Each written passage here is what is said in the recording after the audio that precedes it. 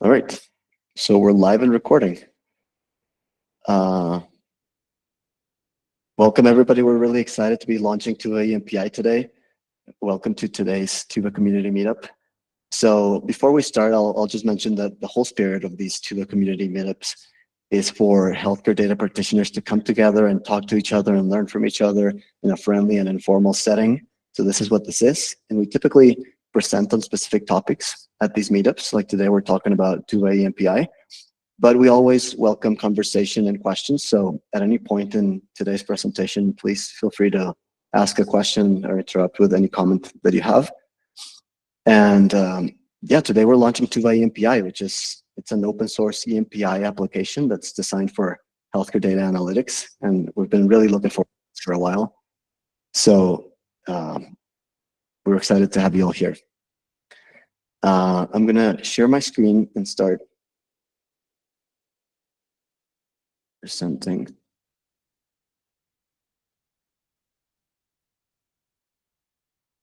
Okay, so the format of today's presentation is going to be the following. First, I'm just going to give a high-level overview of what is Tuva EMPI, how it works, why we build it. Then we're going to jump into doing a demo of the actual application. And then Lucas is going to go through in a lot of technical detail of how a software engineer would set this up and wire everything up in production. And at the end, we'll just open it up for questions and any conversation related to this topic that's of interest. So the first part of the talk, where we just give the story of Tuva EMPI, and the demo is probably going to be of most interest to potential users of the application. And the last bit of the talk, where Lucas is going into the details of how to wire this thing up, is going to be pretty technical. Is going to be of interest to software engineers on the call who are interested in wiring this thing up. So let's jump right in. So Tuva EMPI, for those of you who don't know, EMPI stands for Enterprise Master Patient Index, also Enterprise Master Patient Identity. And to set the stage for the conversation, it's probably best to start by describing the problem that we're trying to solve. And the problem that we're trying to solve is a problem of patient matching. So any organization that gets healthcare data from more than one data source is very familiar with this problem. And the problem is that you could have records coming from different data sources representing the same person, but that look slightly differently. For instance, the same person could have slightly different spellings of their name in different data sources. They could obviously have different patient IDs because every data source generates its own patient identifiers. Demographic features associated with a person could vary across different data sources because of typos or because of data quality problems. And really what we're trying to do is we're trying to identify all records across data sources that correspond to the same person in the real world and assign them the same universal patient identifier. And we need to be able to say all these records point to the same person identity and represent the same human being in the real world. So this deduplicates and links records across all your data sources and gives you these universal IDs at the analytics layer, so you can do more accurate analytics. So the question is, how do you do this in a healthcare data platform that's running in production? So one thing that many organizations start by doing is by downloading all their raw data, all their raw records into a large spreadsheet or into a notebook, and they start playing around with rules to determine how you could know if two records are representing the same person and how you could link them. So people typically start by writing deterministic rules, often implemented in SQL queries, and you say, if such criteria are met, then these two records represent the same person and we assign them the same person ID. You could get more sophisticated and start playing around with probabilistic matching algorithms. There's open source packages that provide algorithms of that kind. And you can try to wire something together in a notebook to predict the probabilities of different records belonging to to the same person. The thing to keep in mind is that doing these kinds of science experiments in spreadsheets and notebooks is very far from having something that's accurate enough to be doing analytics with, and that's integrated with a production healthcare data pipeline and healthcare data platform. So really what we want is an EMPI system that fully integrates with your production data pipelines and with your data model. And Tuva EMPI is designed to fully integrate with your data pipelines and with the Tuva data model. Now, before we dive into how Tuva EMPI works, it's worth it to spend a minute talking about how somebody would run their data in Tuva, or in other words, how somebody would put their data in the Tuva data model, and then talk about the modification to that workflow that we need to do to include EMPI in that whole flow. So we'll start by talking about how somebody would run their data in Tuva.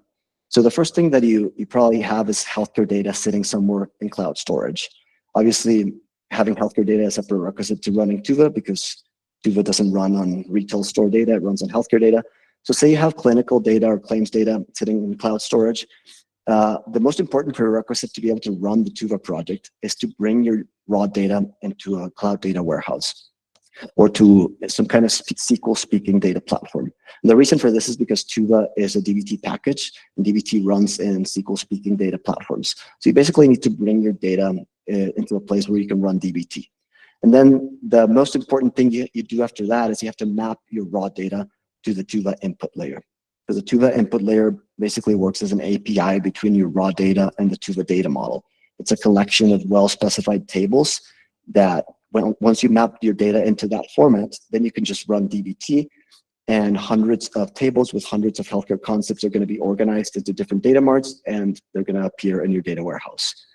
Now, if your raw data comes with patient IDs from different data sources, those patient IDs are what you map to the input layer, and those patient IDs are going to be propagated downstream to all the data marts, and that's what you're going to have available at the analytics layer. If these patient IDs are not deduplicated and linked across your data sources, that's what's going to be at the analytics layer, and you're going to end up with multiple records representing the same person in the real world and affecting your analytics. So really, we need to modify the workflow right here at the input layer so that we can generate universal patient identifiers across all your data sources at the input layer, and those universal IDs can get propagated downstream to all the data marts where you're doing analytics. So the way we do this is, first of all, we need to create an input file for the Tuva EMPI application. And this input file is extracted from the input layer of the Tuva project. What the input file has is all the raw patient identifiers from your different data sources together with demographic features of the different records. And those demographic features are going to be used for linking and matching records. So this input file is then ingested by the Tuva EMPI application. The Tuva EMPI application then generates a crosswalk file. This crosswalk file is a file that links all the patient IDs in your raw data sources to the newly created universal patient ID. So all of this flow happens in a dedicated compute cluster outside of your warehouse. And then the crosswalk file is joined back into the input layer to populate universal patient IDs there that then get propagated downstream to all the data marts. And so now you have universal patient IDs at the analytics layer. So obviously there's a lot of complexity here. There's data pipelines and orchestration happening based on different events. You have data moving from cloud storage into the data warehouse, out of the data warehouse, back into the data warehouse, different marts refreshing at different frequencies. There's a human in the loop workflow that is associated with Tuva EMPI, which we'll get to later. But all of this complexity was part of the motivation for building Tuva EMPI, because we realized there's a lot of thought that goes into building a well-designed healthcare data platform. And there's a lot of thought into building an EMPI solution that integrates well with the data platform. So we thought through all this, and this is what we built. Here, I'm going to pause to tell a personal story that's related to the complexity of what it's like to build an EMPI system in production. So before I started devoting my life to the Tuva project, I worked at several different healthcare companies and healthcare data teams. Most recently, before Tuva, I was at Strive Health. And I joined Strive very early on when it was a very early stage startup. So when I joined, we didn't have a data team, we didn't have a data platform, we didn't have any data. But Strive grew extremely fast, and we very quickly started receiving a lot of data from multiple players and from multiple health systems. So we had to build a data platform and a data team extremely quickly. And very early on, it became apparent that we needed an EMPI system because we knew we were getting patients, the same patients from different data sources, and we needed to link them and deduplicate them. And if we were not doing that, that was really affecting our analytics. So the first thing we tried to do is we tried to build an EMPI system in-house. And so we started doing a POC. We started playing around with doing deterministic matching rules at first that we were implementing as SQL queries and trying to find records that are the same person and assigning them the same ID. Pretty soon, we realized we were not getting the accuracy that we wanted. We started playing around with more sophisticated probabilistic matching algorithms from open source packages. And after about 9 months of work, we stitched together a solution that was good enough, but not as good as we wanted. It was very clunky. It was basically put together with bubblegum and tape, and it was clunky to maintain. So there was a lot of engineering work necessary just to set it up and maintain it. It was very difficult to review matches because the predictions were happening inside of a glue job, and then somebody had to review them in a spreadsheet, and then we had to give feedback if something didn't look right. We had to go tinker with the code again. So it was very high maintenance. And we realized that was not the thing we wanted to focus on in our company. So we switched to deciding to not build this in-house and buy from a vendor. So we started evaluating vendors. We picked a vendor and had a pretty drawn out implementation. It was very expensive because vendors in this space tend to be costly. And after about a year of starting to evaluate vendors, we had something that was running and integrated with our data platform. So obviously, neither of these options is ideal. First of all, if you want to build in-house, there's a very significant R&D investment if you're starting from scratch, because you don't even know what algorithms you're using for matching. There's a lot of just science projects and research that's very time-consuming at the beginning. There's a very large engineering investment to try to put all that into production and integrate it into your data pipelines. Obviously, it's usually when people build this, like we did in my previous team, you don't have a front end. So basically, if you're trying to review matches and fix things, it's very clunky to be tinkering with code. And maintaining and improving this over time is a huge lift. On the other hand, if you want to buy from a vendor, it's always costly. Like I said before, it's a black box. Most of these solutions are closed source. You don't get to look at the code or really evaluate what's going on in the details of the algorithm and determine how accurate it can be, because you can't see that until you buy it. So you're buying a black box. The engineering investment, even with vendors, is still unavoidable. And this is something that's a common thing people don't know about. When you look at a healthcare data platform like this, and you buy an EMPI solution to stitch together with your platform, this is the part that you're buying from a vendor. So basically, you as a buyer create an input file, which is a roster of patients that gets ingested by the application you're buying. The application you're buying is generating a crosswalk file. But as a buyer, you're responsible for figuring out how to integrate this into your production data pipelines. So it's usually a pretty significant engineering lift just to put it in place. And then it's a lot of work to maintain it over time. And so we started having this dream at Tuva that it would be really cool if any user of the Tuva data model could have push button universal patient IDs. You press a button and you have universal IDs across all your data sources. And these universal patient IDs would automatically be at the analytics layer in the data marts. So you didn't have to worry about how to integrate this with the data platform. They were just there at the analytics layer where you need them for answering questions. And we wanted this to be free and open source. So this is what we went and built. And obviously what's represented in this diagram is basically a full healthcare data platform. There's a lot going on, like I said before. There's data pipelines moving data into a data warehouse, out of a data warehouse, refreshing data marts, et cetera. And this part of the data platform, the EMPI application, is what I'm going to drill into now. This is a part that generates a universal patient IDs across all your data sources. And so just to do that piece of the puzzle, there's 3 core pieces that need to be in place so that you can generate these universal patient IDs across all your data sources. And now I'm going to take a moment to talk about what these pieces are and how they work. So the first piece is you need record matching. And by record matching, I mean being able to identify different records and different data sets and say if they refer to the same person in the real world. So for example, here's 2 records. You need to compare these records and decide what is the probability that they represent the same person. So really what you need is, you need an algorithm that takes 2 records as inputs and it spits out a probability as an output, the probability that those 2 records are the same person. So really it's a pairwise comparison of records. It's a function that does pairwise comparison of records. And this could be done in probabilistic ways or in deterministic ways. For the Tuva EMPI application, we use probabilistic algorithms. We actually use an open source algorithm that is in a Python package called Splink. This is a Python package that is maintained by the Ministry of Justice in the UK. And the algorithm that's used is called the Filegi-Sumter model, which is a statistical model for record linkage. And it uses probabilistic techniques rather than strict deterministic rules. So really what the algorithm is doing is it's ingesting 2 records at a time. It takes all the demographic features associated with each of these records, It does some math to compute the probability that these two records represent the same person, and it spits out the probability. But this only gives us the probability for any given pair of records representing the same person.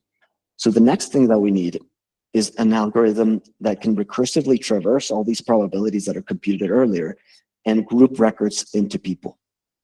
So we need a person creation algorithm. This is an algorithm that's going through the probabilities computed in the first step and grouping the people. So if you only have a table where you compare every possible pair of records and you have the probability that that pair of records represents the same person, this by itself is not super useful. You need to be able to link these records. So basically, if, for example, you know that record A and record B are 90% likely to be the same person, and then separately, you know that record B and record C are 95% likely to be the same person. And then separately, you know that record C and record D are 97% likely to be the same person. You need to have a way to traverse this graph and say all these records are linked, they're likely the same person, and so we're going to assign them all the same person ID and group them as a person identity. And this is what this algorithm is doing. So mathematically, what's happening here is that you're defining an equivalence relation on a set, and then you're using this equivalence relation to partition the set into equivalence classes. In this case, each equivalence class is basically a set of records that represents the same person in the real world. And so then the final component that you need is a UI where somebody can review and approve the matches. So often the matches happen in an algorithm, and then when people try to build this in-house, they're doing a clunky process to review them. It's very difficult to change something if something doesn't look right. So a UI is critical here. In a UI, you can review matches, you can approve them, you can edit them, make any changes, and just push a button and put those universal patient IDs in production. So the Tuva EMPI application has these three components. It has the record matching algorithm, which leverages this algorithm from an open source package in Python. It has a person creation algorithm that we created and open sourced that's grouping the probabilities into patient identities. And then it has the UI where you can review and approve the matches. And all of this is integrated directly into the Tuva data model. So if your data is sitting in a data warehouse in Tuva, you can extract this input file that goes to Tuva EMPI. The three things that I just mentioned happen in Tuva EMPI. Tuva EMPI then generates a crosswalk for the universal patient or person IDs. And these get ingested back into the data warehouse and then propagated downstream to be available at the data marts in the analytics layer. So I'll pause here. Now it's time for a demo. Before we go on the demo, does anybody have any questions on that?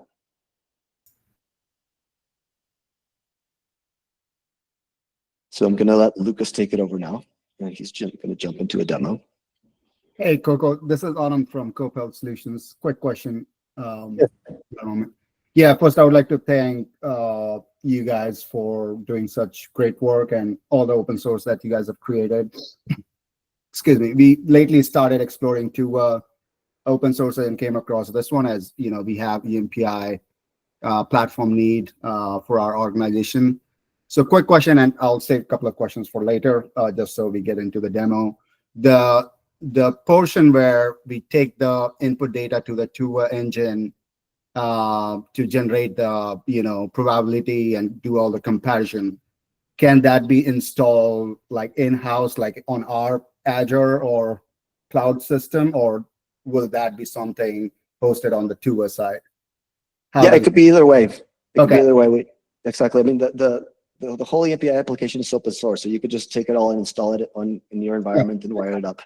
Okay. But for customers, we offer packages where you could do it in our cloud and we take care of everything, or we could do it in your cloud and set it up for you, or there's different ways we can interact with a potential user.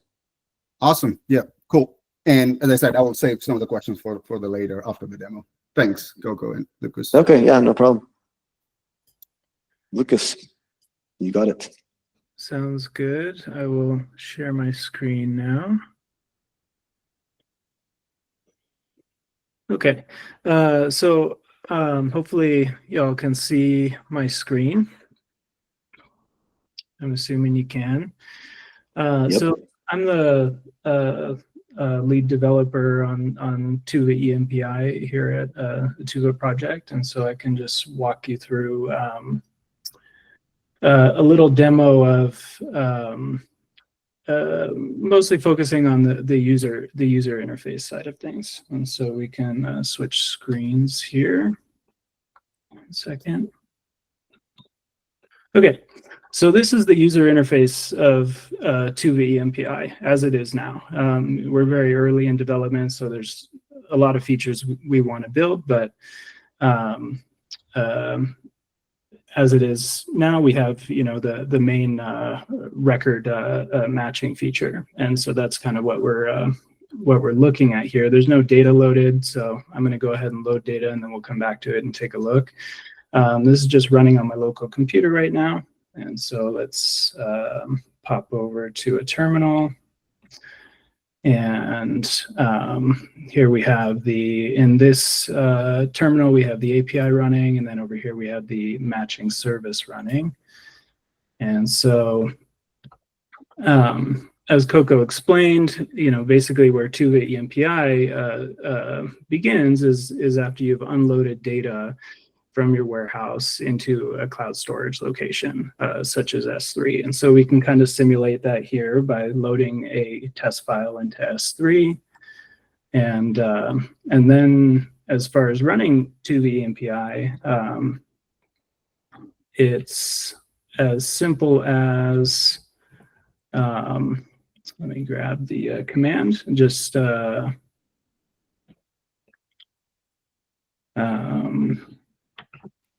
oops. All right, let's head back to the terminal. So once we have that data loaded into S3, it's as simple as running this import API command. So that will take our path here, right here, our S3 path, and a configuration file identifier. And we'll just go ahead and run that, and that will load the file from S3 into the matching service. It'll perform auto matching on the records and also generate a list of potential matches for the user to interact with. So if we pop over to our matching service here, we can see that it has run and done that auto matching and also generated the potential matches. And so now if we pop back over to the user interface, go ahead and refresh. On the left, we see a list of persons. And so, person, patient, you can use interchangeably. That's the same thing. And so, yeah, on the left, we have a list of persons. So like when data is first imported into the matching service, it assigns a universal patient ID, or what we call a person ID, to every record. Matching is done on the record level, right? So when you import a bunch of new records in, it'll assign a person ID to every record. And then that way, there's nothing that you need to do like manually in order to get person IDs. Every record will get a person ID automatically. But then it's going to perform auto matching, which is, like Coco was explaining, looking at two records, seeing if these are similar and grouping similar records together. Any records that are above a certain threshold, those are auto matched, and those we would say are the same person. And any records that are below a certain threshold are potential matches, and they're not automatically matched. So if we click on one of these persons on the left, we see right here is the person ID, and then underneath it is a single record. And so you can take a look at the demographics information here. If we click down, we'll see here is an example with two records. So these were automatically matched. And you can go ahead and look at demographics information here. And then if we switch to match mode, we can see potential matches. Records that are potentially a match, but weren't above, the probability wasn't above a certain threshold. So right here on the left, we see it's a 78% match. We have two records. As you can see, they were each assigned a person ID. in the beginning, but they're potentially a match. So, you know, what our job in here is to, you know, either say, yeah, these are separate persons, or these are the same person. And let's go ahead and filter things down so we can see the effects of what I'm going to do here. All right, so on the left, we've just filtered down to that specific person. If we switch back to that potential match, if we switch back to person mode, we can see the two individual persons here that are a potential match. Those are the same records that show up in here.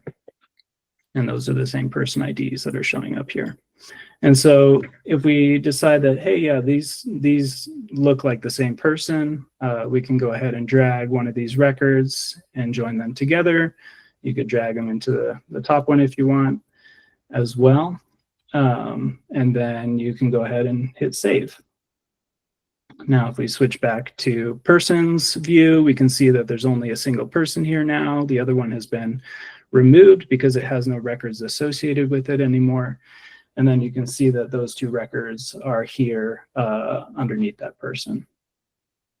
And so if we switch back to match mode and clear our filters, click on another one. Let's say in this case, we say, yeah, these are two different, these records represent two different people. Then we can just go ahead and click save, and they'll remain with the person IDs that they currently have. You know, we just go ahead and hit save, and that's it, and it'll remove it from your to-do list of potential matches. And so, yeah, that's the main, you know, functionality of the demo. I think Coco, were you going to talk about a few things before we then dive into architecture and stuff like that? Yeah, I mean, there's a question here. Dominic is asking, can you change the probability threshold? If so, where would this code be located? Yeah, you can change the thresholds. It's all configured with a configuration file. So, yep, you can choose the thresholds. You know, you have to, you know, train the model, you know, first off. So that's all configuration in terms of like what fields you're going to be using for the probabilistic matching, you know, so what weights they have, and what is your potential match threshold and auto match threshold. So. Yep. So, yeah, Lucas, do you want to talk about the architecture and the implementation of this? Sure, we can get into that. So, yeah, so we can dive a little bit more into what's going on into the MPI. This is, you know, going to get somewhat technical, so no worries if you don't understand this. You don't need to understand this right away. There's, you know, documentation, and we're available to answer questions. But so yeah, so Tuva EMPI, I guess there's three main pieces to it as it is now. There's obviously the front end. There's an API, and then there's also the matching service, which runs batch jobs to perform matching. Everything is batch focused at the moment. And so in terms of, yeah, I think the front end and API are pretty self-explanatory. In terms of the matching service, it works around this open source library called Splink, which supports a couple different backends for actually performing matching. They are DuckDB, Spark, and then I think Athena. Currently, we support Splink on DuckDB. So DuckDB is an in-process database, and it's actually quite capable. And so, but we are planning also to support Spark. And so I think DuckDB can maybe handle like, a data set of 7 million patients, and maybe that doesn't sound like that much, but in terms of record linkage, it's a lot. And then Spark, can probably do hundreds of millions. It's as big as you can go, I think. And so basically, the matching service, its job is to receive a new job, say, hey, we want to perform matching on this job, and then run that job in a job runner. And currently the supported job runner, the job runner we support is an in-process job runner, so it's running DuckDB in a sub process and performing that matching. We're working on also supporting a Kubernetes job runner, which would run the job in a Kubernetes job. That way you can spin up resources just for the job, because it can require quite a bit of memory and CPU to run the matching. For authentication, we integrate with an external identity provider to provide authentication needs. So the 2 providers that we currently support are Keycloak and AWS Cognito. And then, we connect to different cloud storage services to import data. And so currently the only storage connector we support is AWS 3. We're working on a direct upload, and also Azure blob storage. In terms of deploying this, it's a pretty standard containerized application. We release 2 different container images, a front end and a back end. The back end is the same source code for the API and the matching service, but they should be deployed as separate containers. And so, in production, it might look like you have a front end container, a back end container, or an API container, and then a matching service container. The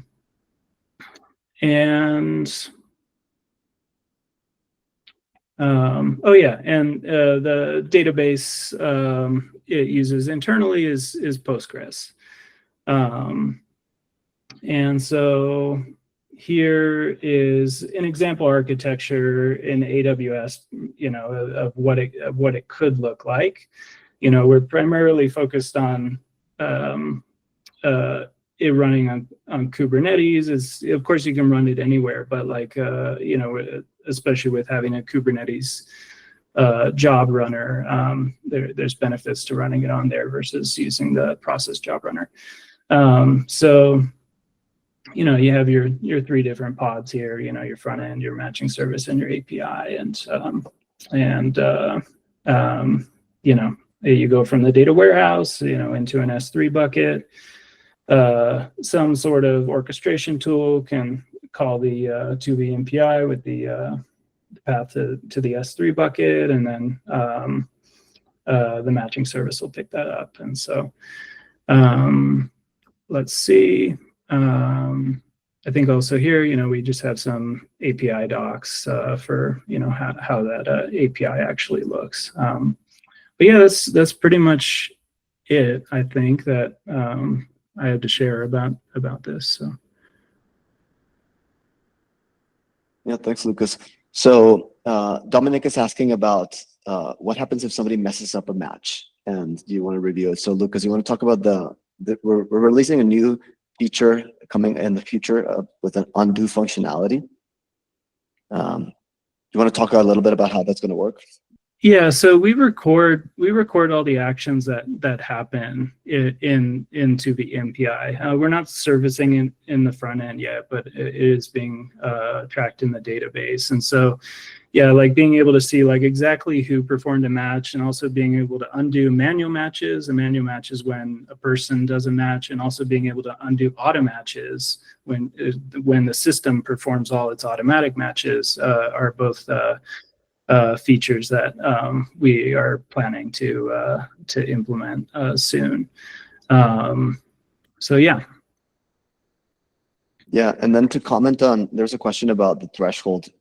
Can you change the threshold per data source? So the way this works is that you union all your data sources into a single input file for Tuva EMPI, and you're deduplicating across all your data sources. So you train a single model for all your data sources, and it has a universal threshold across all your data sources. The features that you use for that model depend on what demographic features are available across your data sources. So for example, if social security number is not available in most of your data sources, maybe that's not a feature that's going to be used for matching. But if there's a feature that's available across most of your data sources, maybe only missing in one or something, it might be pretty useful for prediction. So depending on the statistical distribution of your data and what features are available across all the data sources that you're putting in, that's the set of features that you're going to use. And then a universal threshold is set across all the data sources. But you could, yeah, I mean, you could, if you wanted to, set it up so that, you put a single data source in a single file and specify a specific configuration for that file. Like the threshold is set, at a configuration level, and you pass in, the configuration ID. Let me just switch here. You pass in the configuration ID each time you import a file. So, I mean, you could create a bunch of different configurations if you wanted to, and separate up your data in whatever way into separate files, and, go at it. So that's a possibility.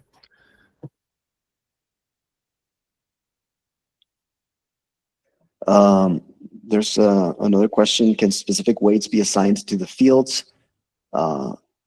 Currently, the weights are determined automatically by the algorithm. Basically, train the algorithm on your data, and the weights are determined.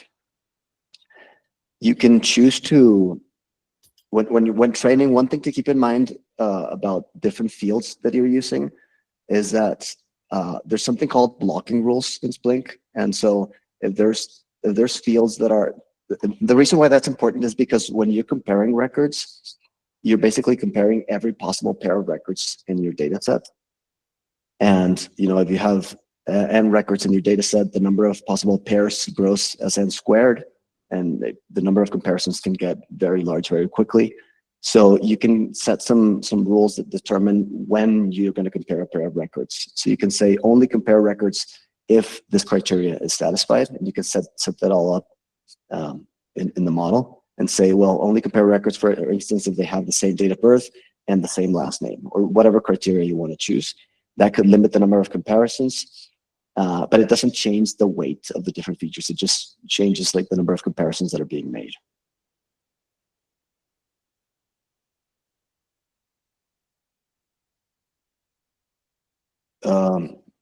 James Cook, do you have a question? I do, yeah. Thanks so much for doing this. So my question relates to what you were just discussing about multiple clients. And so, if, for instance, we have 3 clients and we're running the Tuva project individually for each of the 3 clients' data, would it still work to run Tuva EMPI across all of the clients and then populate those person IDs in the input layer individually per client, and then run the Tuva project individually for those 3? Or am I maybe thinking about that incorrectly? Did you want to say something, Coco? I was going to say, I mean, the way we typically do it is that we union all data sources and run EMPI across all your data sources. But you, like Lucas was saying, you have the ability to just run a batch on anything you want. Okay. So if you wanted to run for a single client data source and just deduplicate across that single data source, you could do that. Okay. It's not it's not fully multi-tenant yet. So like if you wanted to separate your data for each client, then yeah, you'd run, you know, 3 instances of it. Okay, so if we have 3 separate input layers, it would only work to run it individually per client, or would we be able to union those input layers and then run it in a single instance? Yeah, you could do either one. Okay. Yeah. Okay. And what I'm thinking about is, since we're not setting weights specifically for each field, you know, introducing a new source which has different data quality than the existing ones may kind of tweak the algorithm a bit, right, in terms of what fields, how they're valued and that sort of thing.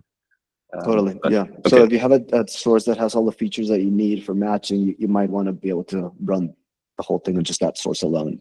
Okay. Okay. Thank you guys so much. Yeah. Anand? Hey, I think my question is on the same line with James. You know, my scenario is kind of similar, where let's say we have multiple clients, and each client, you know, could have different data quality on the member demographics, and hence I want to set the probability threshold at 80%, at which engines should merge the record for one client, and probably at 90% for another client, because, you know, client A data quality is bad, or good, or better than the other client. And so can we do that? Like, can we, you know, let's say we are running separate instance of client A and client B. For client A, can I tell the engine that, hey, at 80% merge the record if it is 80% or higher, and for client B, 90% or higher merge the record? Can we configure that in the engine? Yeah, I was gonna say not right now, unless you run separate instances of it. Yeah, this idea of like, yeah, we want to have different thresholds and maybe even different models per client in the same instance. And it's, you can change the threshold like per file, but that's also like, it's all matching on the same stuff. And so, if you run one file in with a threshold, it's going to generate potential matches. Now, if you run a second file in and change that threshold, it's going to match again with stuff that hasn't, been matched. So, yeah, that's a feature we haven't quite considered, is being able to like really like separate different clients with the same instance. But if somebody wanted to run different models today, like they basically trained different models and different data sources, the best way to do it would be by running separate instances of EMPI for each one. Is that what you would say, Lucas? Yeah, and we have thought about making it multi-tenant, and so in that case, you could create a separate tenant for like data that should be matched and in a completely separate way, and that way it would just be one instance, but data would be separated. But yeah, it's very early in the development process, and so like we're super open to learning about people's needs and seeing if we can meet those. So. Jacob? Oh, yeah. Yeah, thanks so much. We are curious how you all are thinking about match history as the underlying data sources change over time. For context, like, our company we're about 9 months into our own adventure building this, and like running the match algorithm once works okay. And where we hit this complexity is, you run it once and then a month later, the source data changes. Someone corrects a patient's date of birth in one source. So now we want the algorithm to like unmatch those automatically and appropriately, work. And then crazy things happen where in source 2, the date of birth is also a mistake. So that changes. Now we're in a position where like you start to wonder, you've created a persistent person ID for an entity that may actually just be wrong and not represent any source data. So I'm just curious, like, yeah, how far you've gone down those rabbit holes of adjusting things as the data changes over time. Yeah. So, Lucas, do you have a specific thing you want to talk about? The thing that I would say is we have the ability to ingest multiple records for the same person over time, and the records could have demographic features that are changing over time. So if the same patient that you know is the same patient because you're getting the same patient ID from the same data source is changing their address, you can ingest those two records, and so the algorithm would determine whether or not they're the same person, and eventually, if demographic features are changing, you have this collection of records for the same person, but if you've determined they're the same person, you basically kept track of all these different demographic features over time, and they're all represented under the same patient ID in Tuva EMPI. If you wanted to change something manually, then you have to search for the person manually and say, hey, this doesn't look right. I want to undo this match, or drag it into a different person. Yes. So like as it is right now, we're not redoing the matching on every single record every time. Like when we take in a new data set, we're performing the matching. And then from that point on, we perform matching between new records and existing records. And so we're not going to go ahead and redo the matching on existing records. Now, so like in your case of like, oh, we realized that like way back, like 5 months ago, our model was just like completely off. And like, we actually need to redo all this stuff or something, which I think is what I heard. Actually, yeah.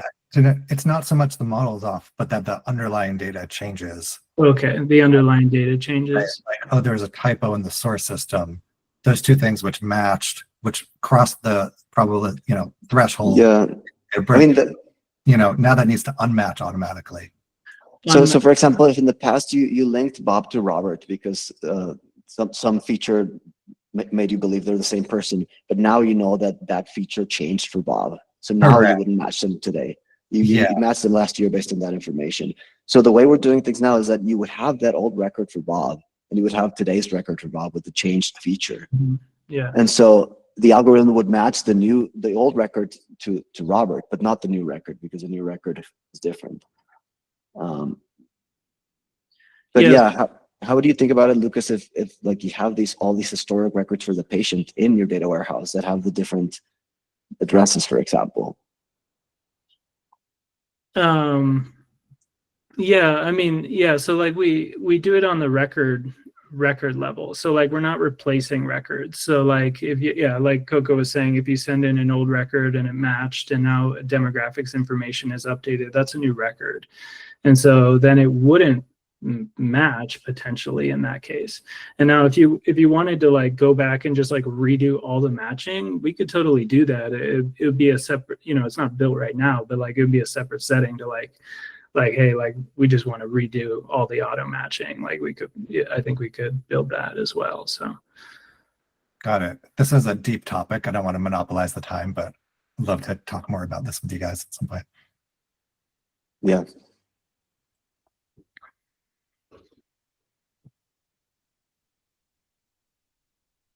Let's see, are there any other questions here?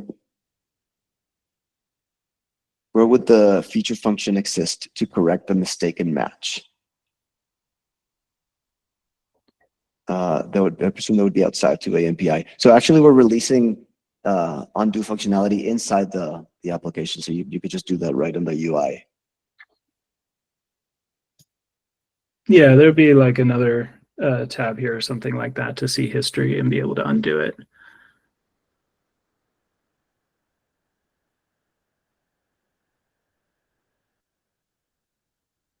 Okay, here's another question.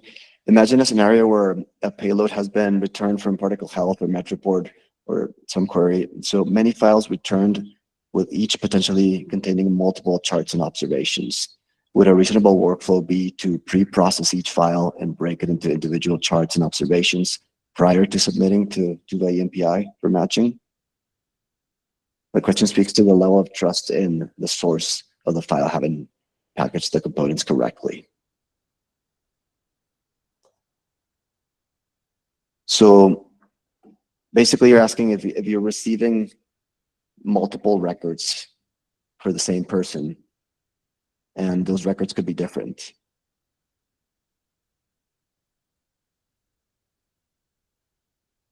I think it's related to the question that Jacob just asked.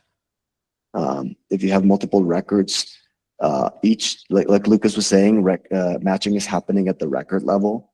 So if the demographic information for a patient changed over time, or it's coming different from different data sources, some of them might be matched, and other records that correspond to the same person in the past are not matched anymore because they just don't have the features that give a high enough probability.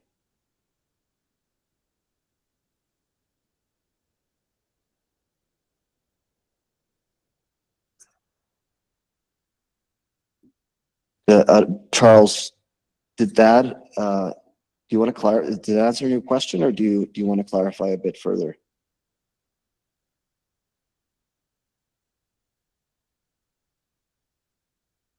Sorry, I was trying to unmute. Yeah, it's as you are describing, it's complicated. There's a level of need to understand the provenance of the files that are being submitted to the MPI, and to what degree each individual component would inherit the attributes of that they're being matched on. So it's a bigger topic, but yeah, it was helpful, the previous answers. Okay.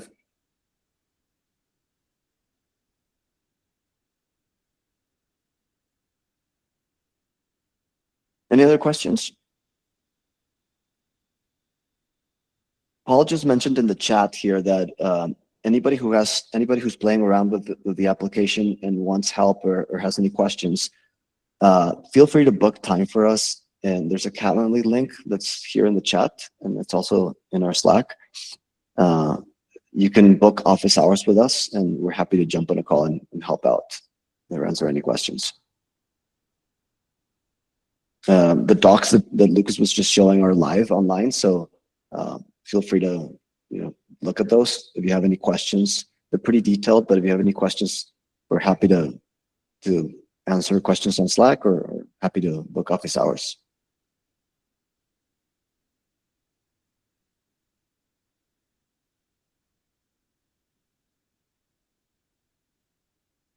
Any other questions? We have 3 minutes left in the call, but happy to take a final question if somebody has something else. Thanks, Coco and Lucas. It was really helpful. Yeah, I was going to ask one question, Coco, if it's all right.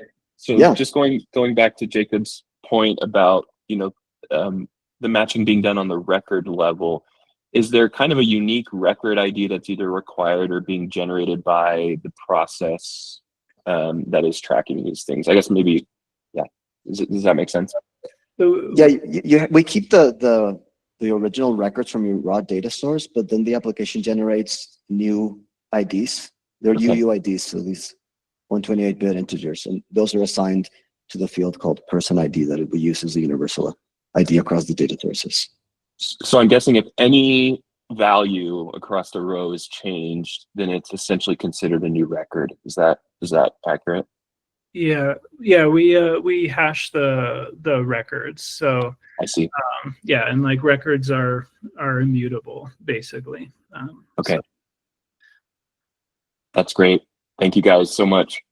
Yeah, we're also considering I think in other MPI systems, you have this ability to take records and have like a golden record, which is like your representative for the person. So, we're considering that feature as well.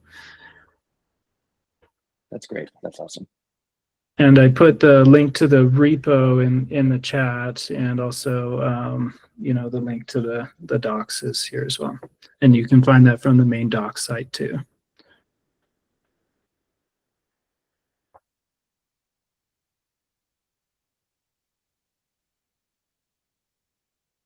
Okay, Dominic is asking how does it integrate with the CCLF connector? So the CCLF connector is basically mapping CCLF files to the Tuva input layer, and Tuva EMPI picks up the data at the input layer. So it doesn't matter whether you're using the CCLF connector or any connector for any other data source. You pick it up from the input layer for Tuva EMPI. And say you have like a care management software that has patient information in there, and you want to enrich the data that you're also receiving from another client because you might be seeing these patients. How would you integrate that data with Tuva EMPI? You want to enrich the data with data that's not in the Tuva data model? Yeah. In principle, you can create an input file for Tuva EMPI that has any fields you want. When we put it in production in a data platform that's using Tuva, we pick up the data from the input layer. So we normally just run it with features that are in Tuva. But if you have some other features that are not part of the Tuva data model and you want to use, you could feed that into the Tuva EMPI. You just have to write a custom pipeline to do that. Got it.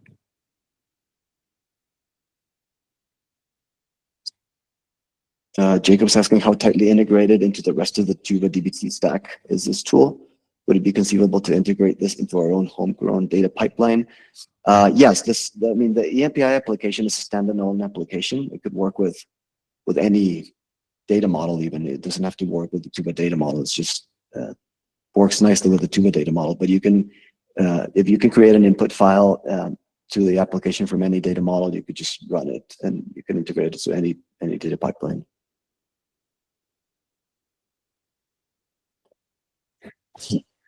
We're at time now, but again, please feel free to ping us with questions on Slack. If you have any more, feel free to book office hours with us. We're happy to chat about this.